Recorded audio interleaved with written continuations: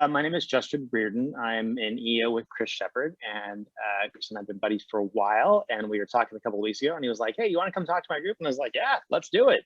And we originally were going to do a talk about stale donuts and when houses go stale on the market, what you can do to kind of tear those off, put them back together again, and put them back on and make them look like a new, fresh donut again.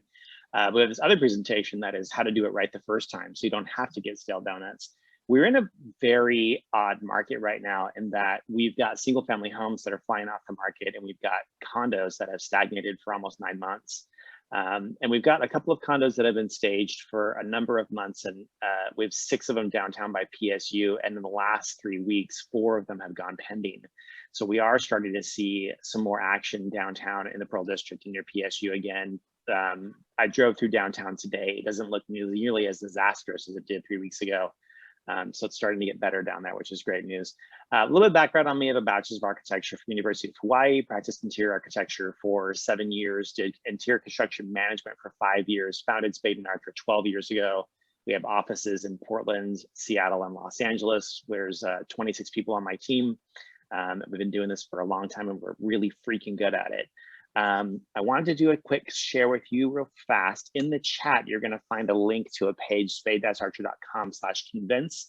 That will take you to a page. Let's see here. I'm going to do a quick screen share with you. That'll take you to a page that'll show you a tab like this. It says Condense Handout. If you click on that, it'll open up a PDF. These are all the notes that you need for this particular presentation. So you don't have to take notes. If you want to reference something later on, you can just download that. All that information will be there. I also wanted to show you this. This is why we staged. So this particular project that I posted on my Facebook page yesterday, it went for $222,000 over asking, i.e.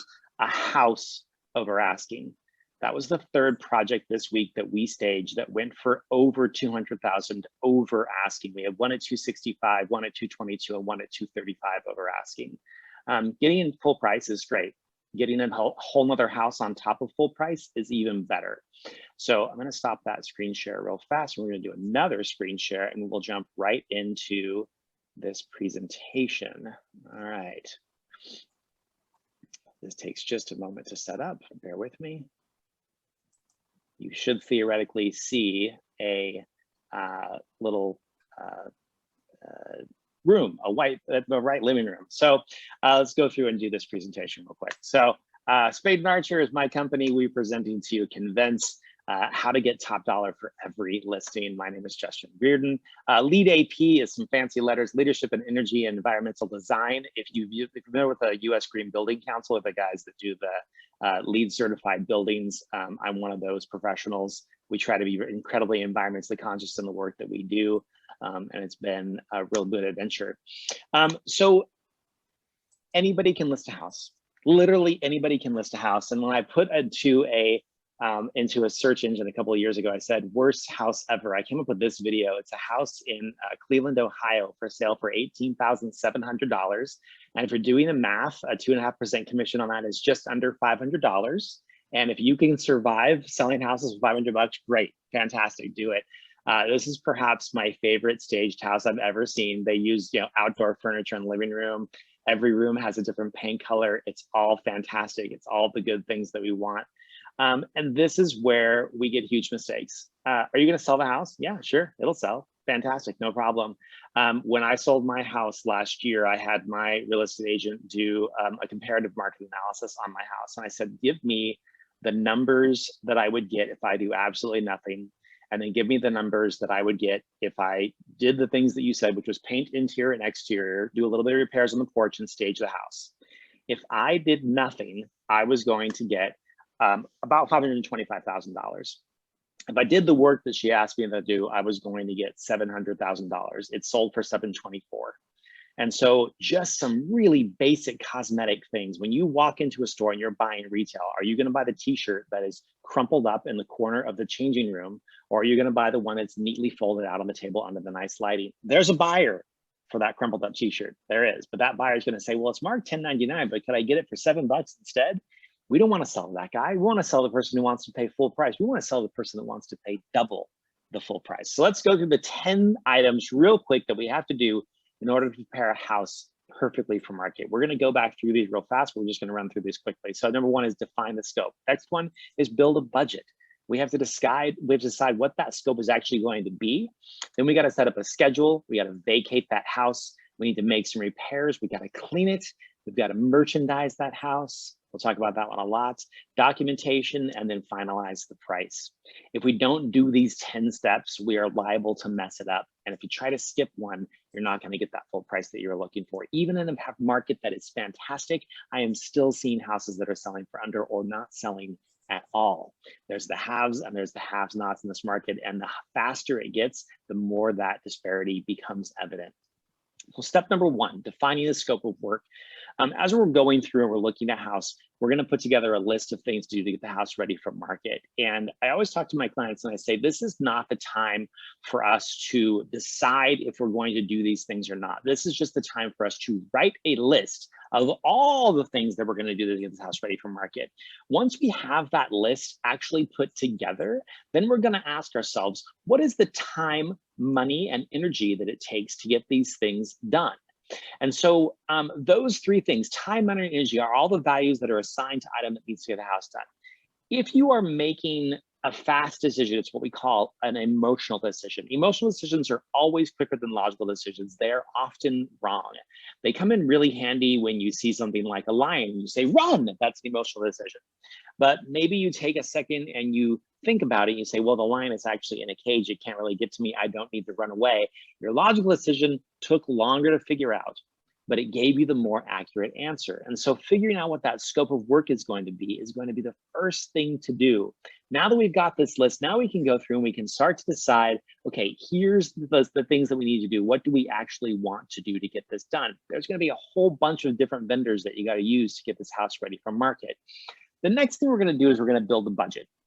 As we go through and we have this list of things, we're going to ask professionals to come out and look at this budget, look at the items that we're going to do, and build a number for us. How long is it going to take? How much is it going to cost? How much energy do I have to put into it? And those vendors are going to go through and give you numbers. If your vendors are asking for a fee to come to your house to tell you how much it's going to cost for them to do the work for you, fire them. Absolutely, hands down, fire them, don't work with them. Don't do it. Doesn't make any sense. It doesn't make any sense for you to pay me to come to your house and tell me how much you can pay me. That should be done for free, period. If they don't understand that, they don't understand marketing, they shouldn't be in the business, period. Now we've got a budget. Now we got to decide how we're going to pay for this thing. So what it comes down to is this idea of the asymptote. And I love this word, asymptote. I don't know if you guys have heard it before. It's new to me. It's a concept that I've done. The asymptote is the point at which no matter how much more money you put into the house, the value is not going to get any higher. You could dip those toilets in gold. You're not going to get a dime more out of it once you put it on the market. So we have to figure out where that number is and then decide how much of this work are we going to do. If we're only going to get 10 or 15 more dollars out of it, do we really want to put in new countertops? Maybe, maybe not. So then that's when we come into that comparative market analysis. We have to choose between the red pill and the green pill. Are you going to do nothing and get bottom dollar for your project, or are you going to do everything and get top dollar for your project? And I know so many clients out there are like, well, I'm going to choose a hybrid of those two things. I'm going to do absolutely nothing, and I want you to ask top dollar for it. And it just doesn't work. And so I highly recommend, if they have a client that is asking you that, you should say, you know what, I've got a great referral for you. I'm going to refer you off to another real estate agent. They're going to do that work for you, get a referral fee out of it. It's going to be much happier. Put time and money into projects that you'll actually get top dollar out of, that you can actually make some money off of, that you're going to get a good portfolio picture for your website and keep going from there. So once we finalize that scope and we've gotten our asking range, we have to figure out how in the heck are we going to pay for this? And there's a couple of options here. Sometimes the seller is going to pay for those things. Sometimes the real estate agent is going to pay for those things. We have a number of real estate agents that pay for our services, as well as house painting. We have the countertops, new flooring throughout the house, landscape work. A lot of agents will pay for those things. There's also services out there like Curbio or concierge services. Well, they'll do that work, finance it, and then they get paid for out of closing. There's a little caveat that I highly recommend that should be done if you are a real estate agent who's going to pay for renovations or upgrades or home staging on the house. We should put into a couple of clauses into your contract. And so it should have 3 clauses that says, if any one of these 3 things happen, I should get reimbursed for the money that I put into your house. Number 1, if the house sells, then I get reimbursed for the money that I put into your house. Number 2, if the house is taken off the market. Do you get this picture, taken off? Get it? Taken off the market? I'm a dad, so I tell stupid jokes. I apologize. And number 3, if you are replaced by a new agent, you should be reimbursed for the money that you put into this project. Now, what do all 3 of these things have in common? If the house sells, if the house is taken off the market, or if you're replaced by another agent, they all have in common that you are no longer involved in this project. You should be reimbursed for the funds that you put into it. There is an easier way to pay for home staging than for you to pay for it yourself. We've got this cool little process called Spade and Archer Guaranteed, which is a guaranteed process that says, if you give us a $750 deposit, we'll stage your entire house for as long as it takes with no rentals. And once it sells, we'll take a percentage of closing out of it. So it's this very basic idea. If the house doesn't sell, we actually give the $750 back. And so it makes it really easy. And so lots of people will say, okay, so what's the rate? And here's where I'm going to do just a quick stop on that screen share and do a new screen share. Go back over to our web page, and I'll show you quickly how easy it is to get a number. So if we go to just our basic web page, there's this very cool pricing tool right here. And you click on the spot that says start, and you say, I'm going to do a single property. It's going to be a house. I want to do full staging or partial staging. And say, I'm just going to do full staging on this one. Okay, what's my first name? It's Justin. And then it will say, all right, what's your last name? It's Riordan. And then what's my email address? It's justin@spade-archer.com. My phone number is already entered there because I enter my phone number a lot. What's my address? 123 Elm. And what's my zip code? 97217. 97217. It helps if you actually hit the right numbers, huh? 97217. And then it's going to ask me, what's my final sales price going to be? I'm going to say that it's going to be, I don't know, $500,000. And how big is my house? It's 2,400 square feet. How many floors does my house have? 2 floors. Is it vacant or occupied? It's going to be vacant. How did you hear about us? On an internet search. What is my role? I'm the seller. And do I want to email this price to anybody else? No. And you hit submit, and that's how long it takes to get a price. Now, in my email, in about 90 seconds or so, it's going to pop up with a price, and we can take a look at that in just a moment, but we're going to go back to our slideshow instead. That's how long it takes to get a price. It just doesn't take more than 5 minutes. We don't have to come and look at your house. We don't have to take a week to schedule a site visit. It literally takes 4 minutes just to get a price and get a number. That's one of our newest innovations. Because of COVID, we couldn't go meet with people, and so we had to figure out a way to get people a price over the internet. It became our touchless pricing system. So building a schedule. Now that we have our price, we know who's going to pay for this thing. We've got to build a schedule and figure out how we're going to get this thing done. This, my friends, is called a Gantt chart, and it is what every general contractor uses to put together a schedule for their projects. And I would highly encourage any real estate agent who is doing listings to use a Gantt chart builder. The easiest one is called Microsoft Project. And what a Gantt chart does, it's G-A-N-T-T, Gantt chart, is it takes all of the things that have to happen in a project, puts them in order, and shows you how long the total project is going to take based on the critical path, which is the shortest timeline that has to happen over the duration of a project. Now, how many things can you keep in your brain at one time? Who is going to venture a guess for me? How many things do you think you keep your brain at one time? We're guessing 1. I see 1. Anybody else have a guess out there? So Ma Bell, who is now called AT&T, the original phone company, did a huge study on this. They want to figure out how many items you could keep in your brain at one time. And they found that you can keep up to 5 things in your brain at one time. And an average phone number is 10 digits. And that is too many things to keep in your brain at the same time. So what they did is they broke the phone number up into a series of 3 numbers, 3 numbers and 4 numbers. Everybody can remember their phone number, 503-209-2879. That's my phone number. Ma Bell did scientific studies on this, and they figured out that you can't hold more than 5 things. When you are listing a house, there's about 25, 30, maybe 40 things to do to get a house ready for market. And when you are selling a house and you're working with a real estate agent, your real estate agent has done that 5, 6, 7 times in a month. And this is your first time doing it in 7 years. And it's become incredibly overwhelming and incredibly scary.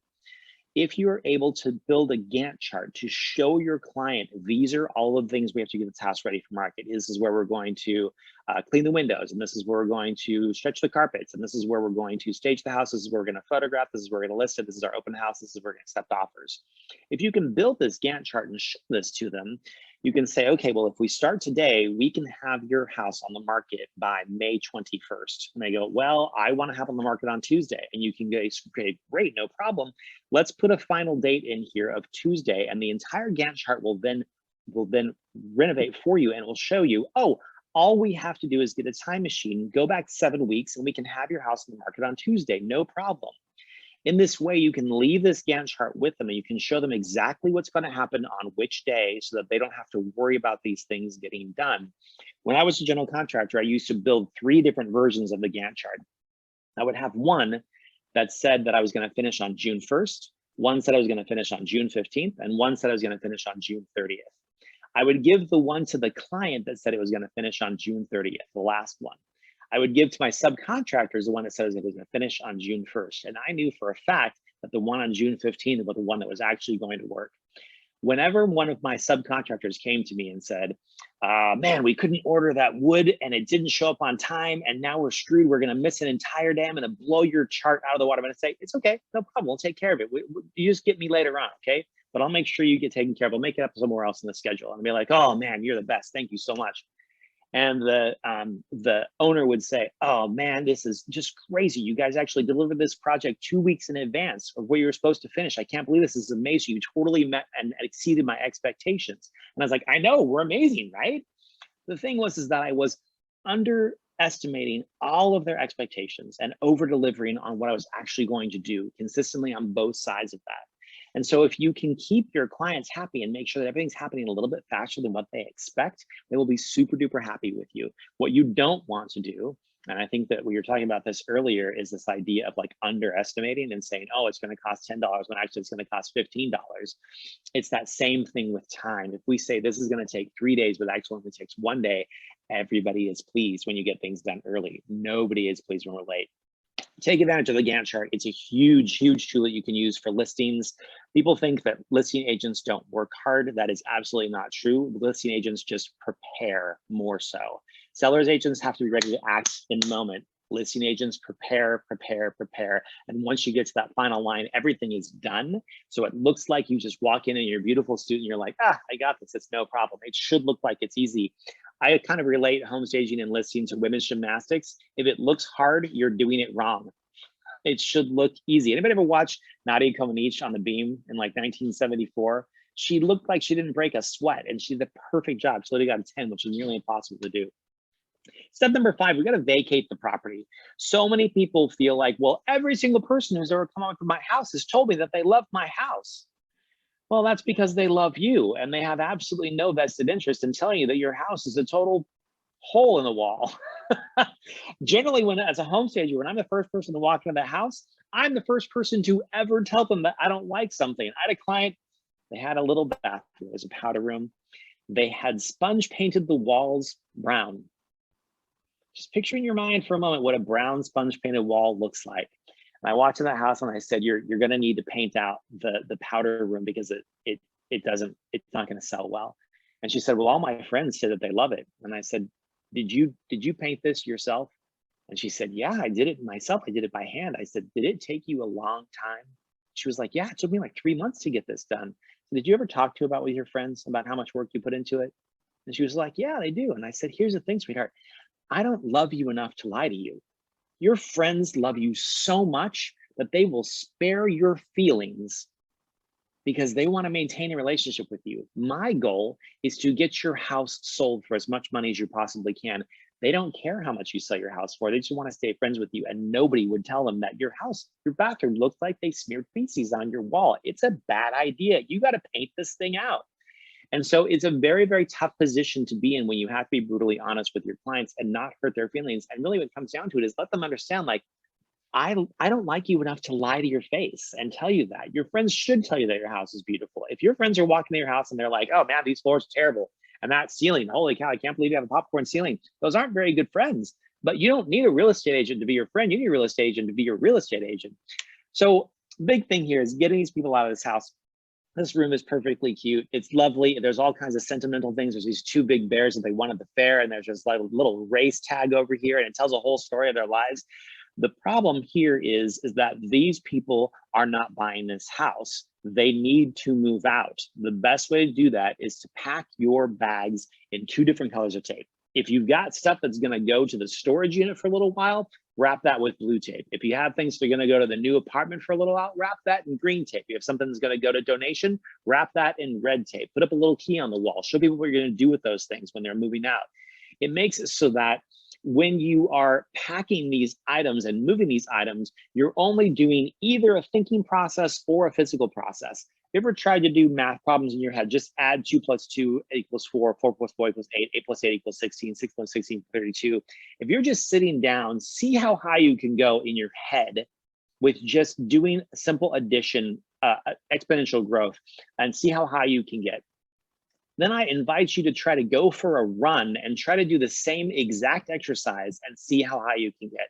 I can guarantee you can only get about half as high while you're running and trying to do addition and mathematics in your head.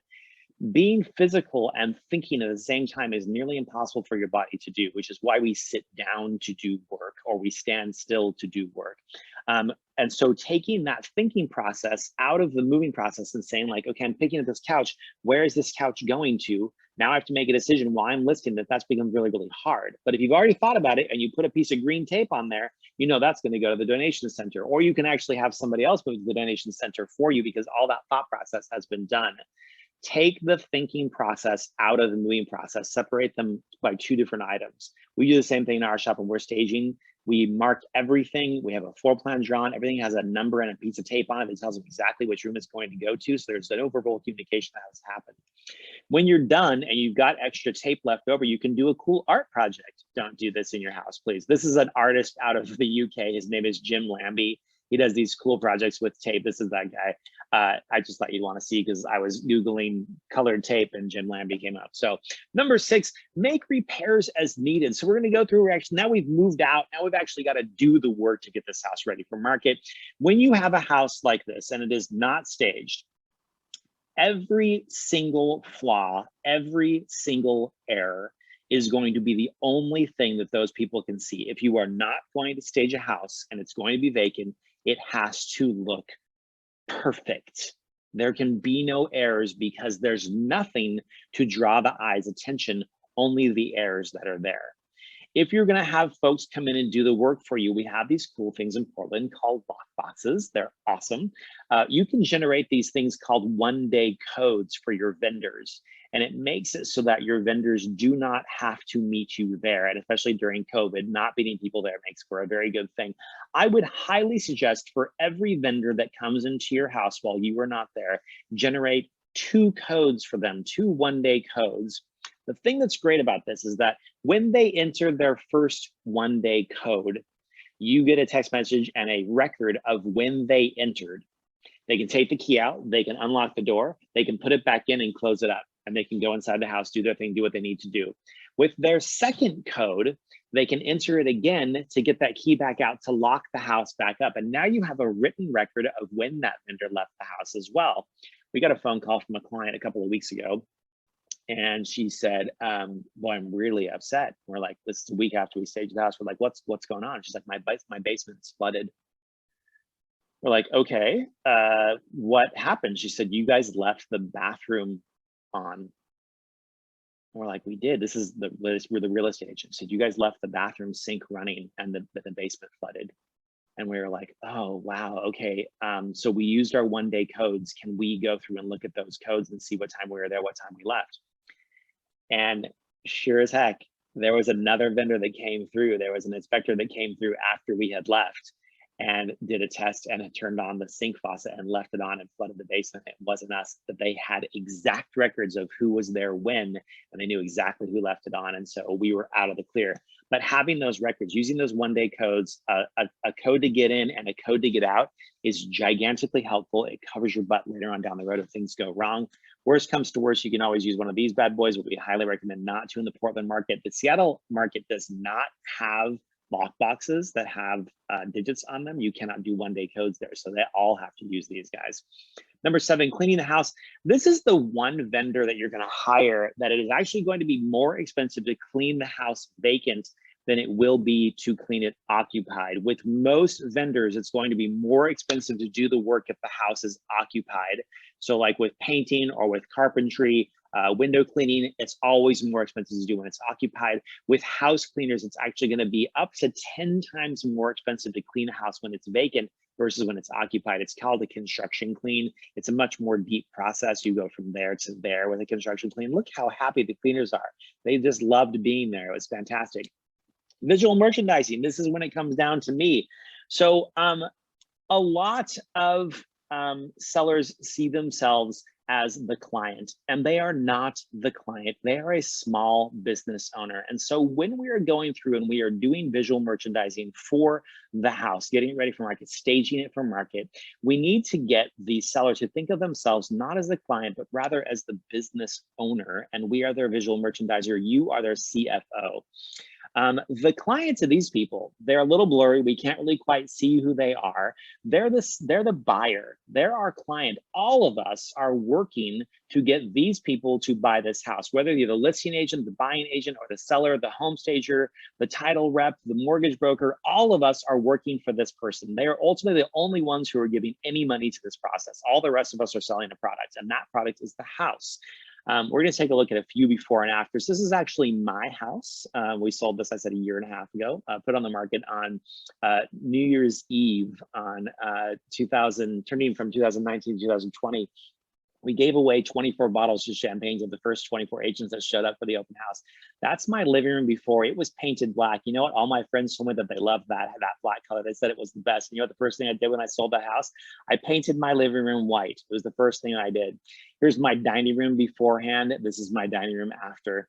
This is our media room that was painted dark gray, and that's it, painted white afterwards. Our guest bedroom that we experimented with green. We thought it was really fun for a while when we were living there. This is it, painted out in white. Let's just look at that difference again, how huge that is and how much better that room looks, just a coat of white paint and some good staging. My son's bedroom, my son was 15 at the time, he's 16 now. That room smelled as bad as it looks. I can tell you, boy stink is not, it's for reals. That's his room afterwards with the coat of paint and the new light fixture. Our bedroom after. When it comes down to this, I often remind my sellers of all the people in the world who might buy this property. You are not one of them. I encourage you to say this with me. Just read this right off the screen with me. Of all the people in the world who might buy this property, you are not one of them. This is a harsh thing to say to a seller. I got to tell you, when the seller is saying to you, well, I like the color orange, and so you need to stage it with the color orange, and I don't like hippopotamuses, so make sure there's no hippopotamuses in the decorations, and I'm vegan, so make sure that there's no leather couches in this house. As they're going through and they're telling you exactly how they want this house to be, to remind them that they are not buying this house, that we are marketing this actually to the person that they were when they bought this house. Let's just say that they were a 25-year-old couple with 2 small children in preschool, and now they are 52 years old with adult children. They're going to try to market to themselves because they think that they're the ones that are buy this house. Ultimately, their buyer is going to end up being a 25-year-old couple with kids in preschool, because that's what that house is designed for. And so we must market to those people. We market incredibly differently to millennials than we do to Gen Z, than we do to Gen X, than we do to boomers. And so knowing who your demographic is incredibly important and making sure that we do it correctly. Documentation is gigantic. This is step number 9. We used to think of this as just photographs. Photographs don't cut it anymore. We live in a new world where we are willing to do meetings on Zoom. We would have never done this in 2019. We are now willing to buy homes sight unseen, only looking at the listing, and that's it. Photographs is the lowest angle of the bar. We have to set the bar a bit higher. So we take photographs, great, we do a good job, that's fantastic. It's a great place to start. We have to also do videos. So videos are incredibly important. Let's see if we get this video to run here. There it goes. Having a video to walk through the space makes a huge difference. It helps them to understand. If you are not including location information in your videos, as far as like the neighborhood that's nearby, attractions that are nearby, not only the interior and exteriors, but flyovers, as well as the neighborhood, attractions that are nearby, parks, all of those things need to be done. This is what helps to set the culture of this house, not just the bones of it, but the culture of it. 3D walkthroughs, if you are over 45 years old, you absolutely hate 3D walkthroughs. They make you nauseous. They get you sick to your stomach. I'm 46 years old. A couple of years ago, I was trying to figure out how to use this thing. I was using my mouse and trying to mouse around this thing. It wouldn't work right. My son, who was 12 at the time, walked over and he said, "Why are you using your mouse? Use your arrow keys." And I was like, "Why?" And he was like, "This is just like the video games. This is like a first-person shooter. You got to use the arrows to go through this thing." Gen Z is more comfortable looking at a house through a 3D walkthrough than they are getting in their car, driving over and looking at this house. This is going to become our largest buying demographic in less than 10 years. Who's number one right now? Anybody know who's our number one buying demographic in the US? Millennials. Millennials, that's right. As of 2019, millennials just took over from Gen X. Are we, Gen X just doesn't matter anymore. It's all about millennials.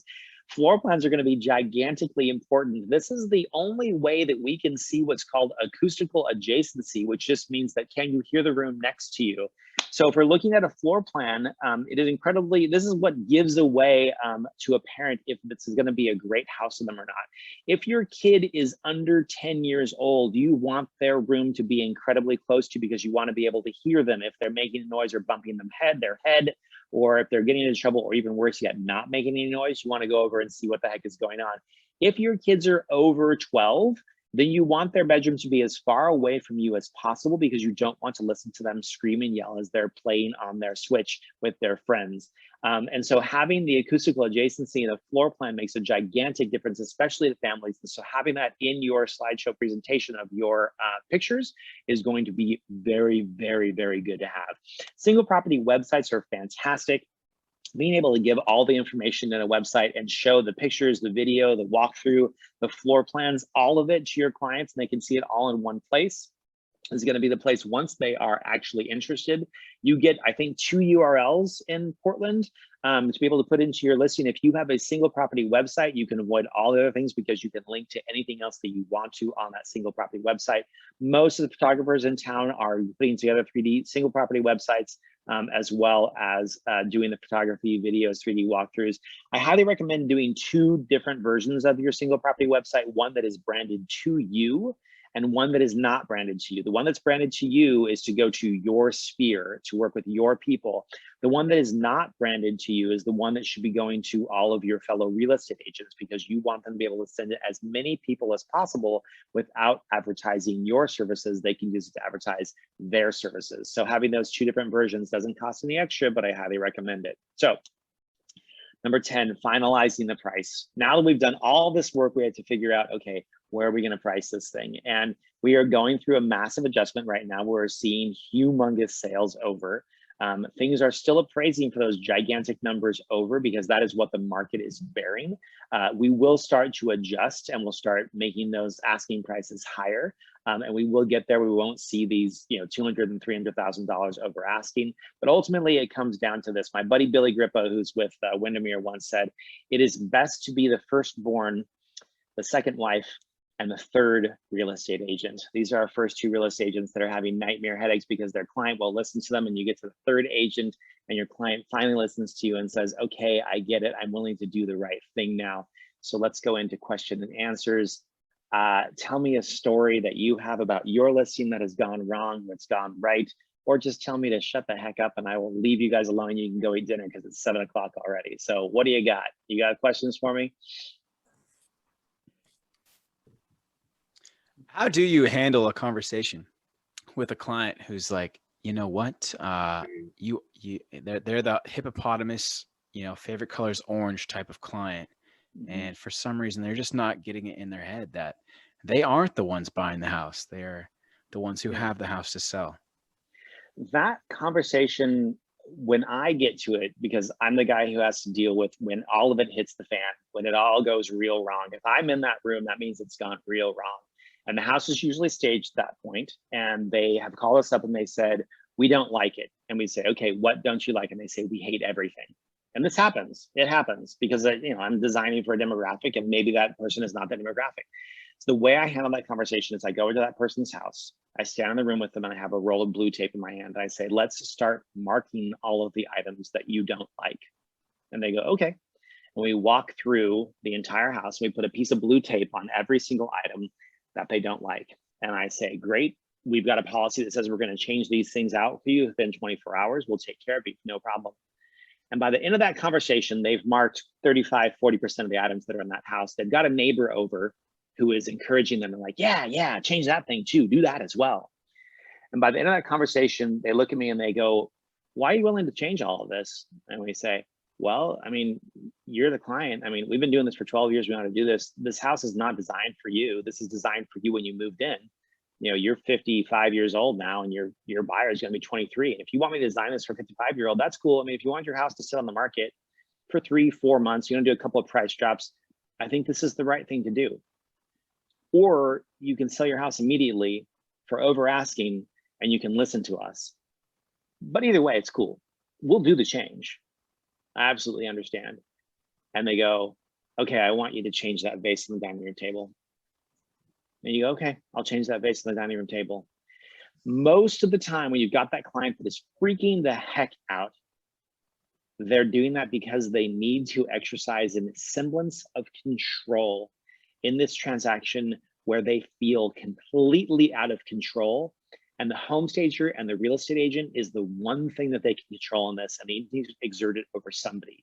And so letting them have control over me and saying, great, we'll mark these things and I'll change them out for you, is the way to get them to kind of back down and be like, oh, you actually do know what you're doing. Okay, great. And so just having a willingness to listen to them helps a lot. Spend an hour and a half with the client and go through the motions and be like, yeah, sure, we'll get a truck over here tomorrow. We'll take care of this.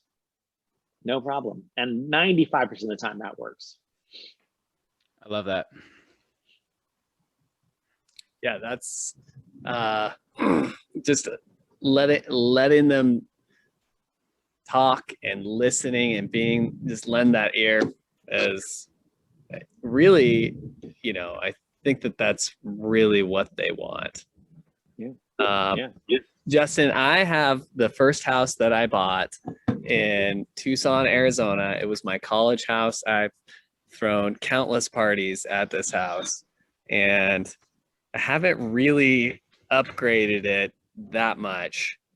And I'm like on the verge of, okay, it's in Arizona. I live in Portland, and I'm trying to decide, do I just sell it as is, do absolutely nothing, or do I do a little bit, or do I try and get as much as I possibly can for it without demoing it and building a new house? Yeah. How would you approach that process? So you've got 6 factors here. You've got 6 numbers. You've got money in and money out, both for nothing, some, and all. You now have officially one more number than you can hold in your head at one time, which means that you, my friend, need a spreadsheet.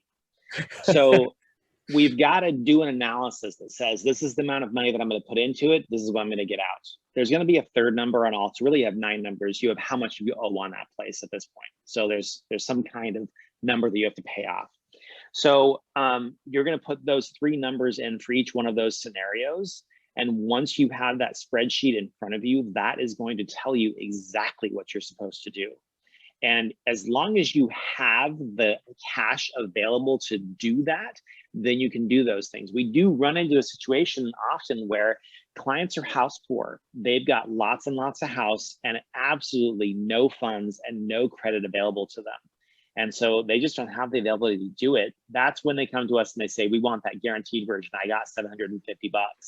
And so once they look at that, and it's essentially, it's a comparative market analysis for each one of those 3 versions. If you do all this work, this is the number you can ask. If you do this amount of work, this is the number you can ask. If you do nothing, this is what you can ask. And inevitably, I can tell you that $30,000 into a house usually turns into a 7-fold return on investment. You put in 30,000, you're going to get a $210,000 out of it. If you can buy a stock that has a 7-fold return on investment in 30 days, you should do it immediately. So, you know, when we put it in terms of that this is just an investment for you. I mean, I loved my house. I loved my black living room. It was fantastic. But the point of the matter was nobody else loved it. It was a thing that was me. I love creepy and beautiful at the same time, but it doesn't sell. So ultimately, throw it onto a spreadsheet, take the emotions out of it. This is not your college house anymore. This is a product on a shelf that you need to sell. Yeah. Well, I appreciate we'll get all of those repairs I need to do on the spreadsheet, and we'll have another look. I've got a great agent down there if you need a referral. Okay. Okay. So how do you deal with smells, Justin? I bought 2 houses that I've walked into both times, and the first one I couldn't even walk into, and I ended up going back and purchasing it later because there was nothing else on the market. But yeah, but boy, that's such a turnoff. So is there something you recommend to your sellers or to your, I mean, how do you deal with that? There's a number of different ways that you can deal with different smells. So we'll just talk about a couple of hacks for smells. How's that sound? So let's just say that last night you guys cooked trout and you had this awesome fish. You know, they served some rice on the side. There was a little bit of broccoli. You had some trout. Now your whole house smells like fish. The easiest hack on that one is you take a saucer, not a bowl or a cup, but a saucer, something with a large surface area. You pour some white vinegar into it and you leave it out overnight. And in the morning, that smell will be completely gone. White vinegar absorbs cooking smells in about 12 hours. It's really fast. Cooking smells are the easiest ones to deal with. If you've got something like, let's say, cat urine. Yeah. Cat urine is a tough one, especially if you've got subfloor. You can actually go to the spot where the cat urine is located if you know where it is, and you can actually pour rubbing alcohol on it. And as that rubbing alcohol starts to evaporate, it will actually bond with the ammonia. That's the part that you're smelling in the cat urine. It will bond with the ammonia and actually evaporate out of that. It even works in concrete. So if you've got a concrete subfloor and you've got carpet over it that has cat urine in it, the alcohol will actually penetrate the concrete and pull that cat urine, the ammonia smell out of that. If you've got something that's like a lingering mold smell, there's a product called a Febreze True Air Filter. You can buy it on Amazon, you can buy it on Target. It's about as big as my hand. It's this big white thing, and it has a charcoal filter in it with a little fan behind it. It comes with this evergreen clip that you can put onto it, throw the evergreen thing away. This particular thing, all that it does is it recirculates the air in a space constantly through a charcoal filter, and that charcoal filter completely neutralizes just about any smell you can throw at it. They're about 20, 25 bucks, something like that. Maybe, no, they're about 13, 14 bucks. The additional filters are another like 10 bucks. They last about 30 days. They have a little red thingy on them that changes colors as the filter goes bad. These Febreze True Air plugins, they are fantastic. I'll try to look it up here in a second and send you a link to it. They work great.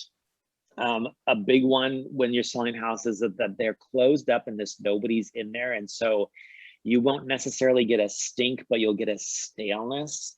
And so opening up a couple of windows in a space is great. It always kills me when I see people who will go through, they're trying to air out a house and they'll just put fans kind of like facing towards each other.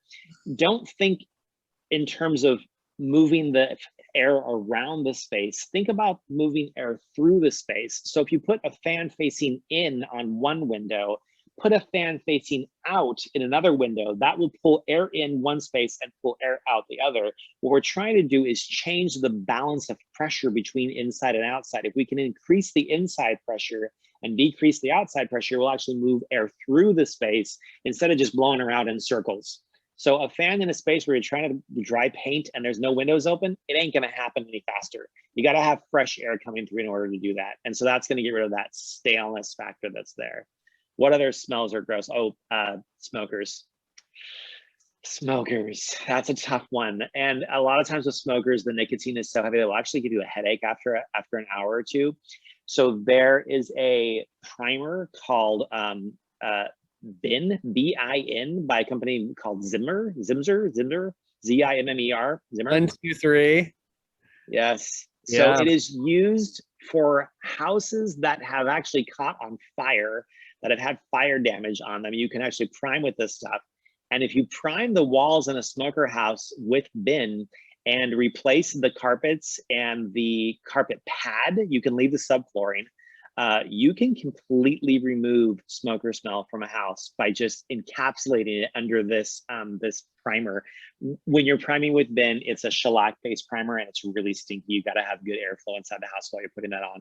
It dries incredibly fast. It's also awesome that if you have like cabinets or furniture that have a stain on them, you can wash it with TSP, which is trisodium phosphate, prime with bin, and just paint. You don't have to even sand it. You can completely skip the entire sanding process by using the shellac-based primer like bin and TSP. So TSP first, wear gloves and a mask, and then prime with Zinsser. It's awesome. It works really, really well. Okay. Did I address most of the smell issues? Was there another one that I didn't think of? No, the one I was thinking was cat. So that you did that. Alcohol is your best friend with cat. Oh, you know when you move all your stuff out of the house, you get those divots on the carpet that drive me crazy. So walk around with an ice cube tray, place an ice cube on each divot and just walk away. Come back the next day, rub your hand over it, it's gone.